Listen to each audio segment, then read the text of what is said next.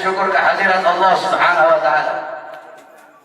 Dialah Allah Subhanahu wa taala yang maha besar, yang besar selain Allah kecil. Dialah Allah yang maha perkasa, yang maha kuat, yang kuat, yang perkasa selain Allah lemah. Dialah Allah raja di atas para raja, yang raja selain Allah hamba. Dialah Allah Subhanahu wa taala yang maha berkuasa selama-lamanya, yang berkuasa selain Allah kadang berkuasa dan kadang tidak berkuasa. Dialah Allah Subhanahu wa taala yang maha kaya, yang kaya selain Allah miskin. Dialah Allah yang maha hidup, yang hidup selain Allah pasti akan mati, yang ada selain Allah pasti akan tiada, yang wujud selain Allah pasti akan binasa. Sedangkan hidupnya Allah, adanya Allah, wujudnya Allah kekal abadi, tidak akan pernah musnah dan tidak akan pernah binasa. Dialah Allah yang maha berilmu, yang berilmu selain Allah adalah pencari ilmu. Dialah Allah yang maha tahu, yang tahu selain Allah adalah pencari pengetahuan. Dialah Allah Subhanahu wa taala yang maha melihat, yang melihat selain Allah buta terhadap warna-warna yang jauh, buta terhadap warna-warna yang tersembunyi dan warna-warna yang tidak tampak. Dialah Allah Subhanahu wa taala yang maha mendengar, yang mendengar selain Allah tuli terhadap suara-suara yang jauh dan suara-suara yang dekat akan menulikannya. Dialah Allah yang dimana kadar kedekatan hamba dengannya tidak akan membuat hamba itu setara dengannya. Jauhnya hamba darinya tidak akan menjadikan dinding penghalang antara dirinya dengan hambanya. Dialah Allah yang dimana walaupun seluruh makhluk berbuat baik tidak akan menambahkan sedikit pun keagungan di sisinya, dan walaupun seluruh makhluk berbuat dosa tidak akan mengurangi sedikit pun keagungan di sisinya. Dialah Allah yang memisahkan dan yang mempertemukan. Dialah Allah yang memisahkan Nabi Allah Adam dengan Siti Hawa, dan dialah Allah yang mempertemukan Nabi Allah Adam dan Siti Hawa. Allah pertemukan Nabi Allah Adam dan Siti Hawa dalam surga, dan Allah pisahkan Nabi Allah Adam dan Siti Hawa. Nabi Adam Allah turunkan di India di bawah kaki gunung Himalaya. Siti Hawa Allah turunkan di Jeddah. Kemudian Allah pertemukan kembali di padang Arafah. Dialah Allah yang memisahkan Nabi Allah Yakub dengan anaknya Nabi Allah Yusuf alaihissalam, dan dialah Allah juga yang menemukan, mempertemukan Nabi Allah Yakub dan Nabi Allah Yusuf alaihissalam. Dan dialah Allah yang 1,5 tahun yang lalu memisahkan kita, dan Allah juga yang mempertemukan kita pada malam hari yang mulia ini. Saudara-saudara sekalian yang dimuliakan oleh Allah Subhanahu wa taala, alhamdulillah, saya bersyukur kepada Allah Subhanahu wa taala atas nikmat yang Allah Subhanahu wa taala berikan. Hadirin sekalian yang dimuliakan oleh Allah Subhanahu wa taala, Allah mempertemukan kita kembali bisa bertatap muka di majelis yang penuh dengan kemuliaan ini, di majelis yang penuh dengan keutamaan, yang dimana kita semuanya ketahui bahwasanya saat ini Republik Indonesia, negara kita cintai, sedang dilanda pandemi COVID-19, yang dimana kita duduk di sini untuk berdoa. Mudah-mudahan Allah Subhanahu wa taala segera angkat penyakit COVID dari tanah Indonesia yang kita cintai. Sebab Indonesia tanah para aulia, Indonesia tanah para habaib, Indonesia tanah para syuhada. Insya Allah akan Allah angkat semuanya. Saudara-saudara, corona atau apapun itu disebutnya, itu menurut ulama-ulama min ahlil bawatin, itu mereka adalah makhluk ciptaan Allah Subhanahu wa taala. Saudara-saudara, sekalipun corona dikatakan adalah virus yang diciptakan oleh Amerika, atau virus yang diciptakan oleh Cina, atau virus yang diciptakan oleh dokter, pasti ada unsur-unsur makhluk ciptaan Allah yang Allah ikut sertakan di dalam penciptaan virus tersebut, sehingga yang memiliki kekuasaan penuh atas virus tersebut adalah Allah Subhanahu wa Ta'ala. Maka satu-satunya jalan untuk menyelamatkan diri daripada itu kembali kepada Allah, taat kepada Allah, patuh kepada Allah, tunduk kepada Allah Subhanahu wa Ta'ala. Ketika engkau takut kepada Allah Subhanahu wa Ta'ala, akan Allah tanamkan dalam hati para makhluk rasa takut kepada-Mu. Ketika engkau kembali kepada Allah, takut kepada Allah, taat kepada Allah, apakah ada satupun makhluk yang bisa mencelakaimu? Saudara-saudara, ada penyakit yang lebih berbahaya dari corona. Apa itu?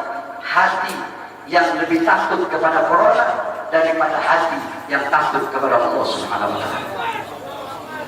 Hatimu takut kepada corona, sampai-sampai engkau lebih takut kepada corona daripada Allah. Itu adalah penyakit yang lebih berbahaya daripada corona itu sendiri. Oleh karenanya bukan berarti kita tidak harus ikhtiar, tetap kita ikhtiar dengan masker. Sebab itu diajarkan oleh para ulama dan diajarkan oleh orang-orang soleh. Tetapi jangan juga terlalu lebay sampai masjid-masjid ditutup, sedangkan mal tetap buka, Carrefour tetap buka, Carrefour milik orang asing, mal-mal milik orang asing, tempat-tempat yang jual beli sembako milik orang-orang asing dibuka, sedangkan milik pedagang-pedagang kecil ditutup. Apakah ini tidak merugikan rakyat? Apa yang mau terjadi di negara, saudara-saudara? Saudara-saudara sekalian yang dimuliakan oleh Allah, ada apa ini, saudara-saudara? Semua orang-orang disuruh berdiam diri dalam rumah, sedangkan tenaga kerja asing dari Cina mereka kirim sebanyak-banyaknya. Kalian mau bikin susah rakyat, kalian mau bikin rakyat kalian mati kelaparan, kalian yang menyusahkan rakyat, kalian yang menderitakan rakyat, kalian yang bikin rakyat kalian susah. Sudah sering saya katakan, saudara-saudara, para pahlawan-pahlawan, beliau-beliau mengorbankan jiwa, nyawa, darah, harta, keringat demi NKRI, demi kemerdekaan. Itu pahlawan. Pejabat-pejabat sekarang, pemerintah sekarang, mereka bukan berkorban demi rakyat, mereka bukan berjuang demi rakyat, tapi rakyat yang mereka korbankan, negara yang mereka korbankan, orang susah yang mereka korbankan demi kepentingan perut, partai, dan politiknya masing-masing. Oleh karena itu saya tanya, lawan apa biarkan? Lawan apa biarkan? Lawan apa biarkan? Saudara-saudara, saya baru tadi sore keluar dari penjara. Baru tadi sore saya keluar dari penjara. Tapi saya telah bersumpah ketika di pengadilan Bandung bahwasanya saya, Bahar bin Smith, bersumpah ketika itu di hadapan para hakim, di hadapan para jaksa, di hadapan para pengacara, di hadapan para seluruh hadirin yang hadir. Saya bersumpah, saya, Bahar bin Ali bin Smith, bersumpah demi Allah, selama kedua mata saya masih terbuka untuk melihat kemungkaran, melihat penderitaan rakyat, melihat kesusahan rakyat, maka selama itu tidak ada satupun yang bisa membungkam mulut saya. Oleh karenanya, apa yang saya sampaikan pada malam hari ini, saya tidak takut besok pagi saya ditangkap polisi di penjara lagi, kalau masalah. Sore ini saya keluar, besok pagi saya ditangkap lagi demi berjuang untuk rakyat, berjuang untuk Indonesia, berjuang untuk rakyat susah yang sengsara, di lockdown, dimatikan di dalam rumahnya sendiri. Saya ridho, saya ikhlas, besok di penjara lagi, saudara. Oleh karenanya hadirin sekalian yang dimuliakan oleh Allah Subhanahu wa Ta'ala, terus berjuang. Saya tidak akan pernah kapok. Kami pada awalnya sudah bilang, saya tidak akan pernah kapok dalam menyampaikan kebenaran. Jangankan cuma di penjara, walaupun harus dibunuh sekalian. Andaikan dibunuh, mayat saya tiba di sini, anak istri saya akan tersenyum menyambut mayat saya, saudara-saudara. Kenapa? Saya bukan penjahat, saya bukan koruptor, saya bukan narkoba, saya bukan maling, tapi saya membela agama Allah. Saya bela ajaran datuk saya Rasulullah. Saya membela kehormatan para habaib, para anak cucu Rasulullah Sallallahu Alaihi Wasallam. Sehingga pada tadi sore, alhamdulillah, berkat doa semua umat Islam, doa para ulama, para habaib, saya bebas. Dan malam hari ini saya berbicara di hadapan engkau semua umat Islam. Dan jikalau apa yang saya bicarakan ini menjadi masalah, menjadi perkara, saya ridho, saya ikhlas. Besok di penjara lagi tidak jadi masalah buat saya. Oleh karena itu, tetap kita harus ikhtiar, berusaha dengan memakai masker, dengan wudhu. Sebab itu diajarkan oleh Rasulullah SAW. Nabi saya cuma tawakal, hidup mati di tangan Allah. Tidak ada ikhtiarnya, keledai, wudhu itu. Dulu ada sahabat Nabi Muhammad itu punya onta, dibiarkan begitu saja. Kata Nabi, kenapa kau biarkan? Saya tawakal sama Allah. Kata Rasulullah, salah, ikat ke punya onta. Itu ikhtiar, usaha agar ontamu tidak hilang. Kalau sudah ikhtiar, lalu kamu doa, ya Allah, jaga saya punya onta biar tidak hilang. Ikhtiar udah, baru terakhir kau tawakal. Ikhtiar udah, doa udah, baru tawakal. Mau hilang kayak mau enggak kayak urusan Allah. Ikhtiar, pakai masker. Ikhtiar, wudu, jaga kebersihan. Itu ikhtiar usaha kita, berdoa, ya Allah, jangan sampai saya kena corona. Kalau habaib sih, kita orang sih habaib sih, tidak ada masalah sama corona sebenarnya. Jadi kalau sama Habib ini jangan bilang, Beb, awas kena corona, salah. Bilangin sama coronanya, corona awas kena Habib.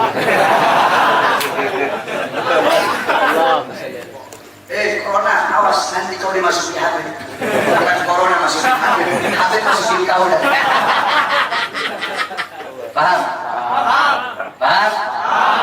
Jadi tetap kita ikuti aturan pemerintah. Selama aturan pemerintah itu tidak melanggar agama, kita sebagai warga NKRI yang baik wajib taat, wajib patuh kepada peraturan pemerintah, peraturan MUI. Betul? Karena apa? Selama aturan-aturan itu tidak melanggar agama, selama aturan-aturan itu apalagi senyawa dengan agama, menyatu dengan agama, maka kita sebagai orang yang beragama Islam wajib untuk mentaati dan mematuhinya. Betul? Tapi kalau pemerintahnya zalim sama rakyat, pemerintahnya kurang ajar sama rakyat, menyengsarakan rakyat, maka wajib untuk kita lawan, saudara-saudara. Betul? Saya tanya semuanya, jawab yang keras. Siap lawan kezaliman? Siap. Siap lawan kezaliman? Siap. Siap lawan penindasan? Siap. Siap hancur demi Islam? Siap. Siap hancur demi agama? Siap. Siap hancur demi Islam? Siap. Siap binasa demi Indonesia? Siap. Allahu Akbar. Allahu Akbar. Allahu Akbar. Allahu Akbar. Sampaikan kepada mereka bahwasanya saya Bahar bin Smith mengucapkan ini, saya tidak takut sekalipun besok saya harus dijemput atau dipenjara lagi, saudara-saudara. Kenapa? Karena saya memperjuangkan rakyat yang susah, rakyat yang kelaparan, rakyat yang menderita, tersembunyi, tersingkirkan, dikurung dalam rumah, dibikin mati pelan-pelan. Seorang-orang kecil mau kesini mau buka ini susah, sedangkan itu mal-mal penuh, masjid ditutup, masjid ditutup, tempat ibadah ditutup, sedangkan itu mal-mal penuh. Carrefour ada masih buka, Carrefour buka, TikTok buka, Giant buka. Apa? Karena punya asing. Kenapa dibuka? Karena ada punya asing di situ. Kenapa tenaga kerja kok dikirim dari luar yang banyak, sedangkan masih banyak pengangguran di Indonesia? Betul? Anak-anak muda yang pengangguran di Indonesia banyak apa tidak? Banyak apa tidak? Banyak apa tidak? Yang butuh pekerjaan banyak apa tidak? Banyak apa tidak? Berarti jikalau pemerintah mereka mengirim tenaga kerja asing dari manapun, mau Cina, mau Australia, mau Korea, mau Jepang, dari manapun, tidak peduli negaranya negara mana, berarti sedangkan Indonesia masih banyak yang pengangguran, berarti pemerintah ingin menyusahkan dan menyengsarakan rakyat. Maka kita sebagai rakyat, khususnya umat Islam, wajib untuk melawan sampai titik darah penghabisan.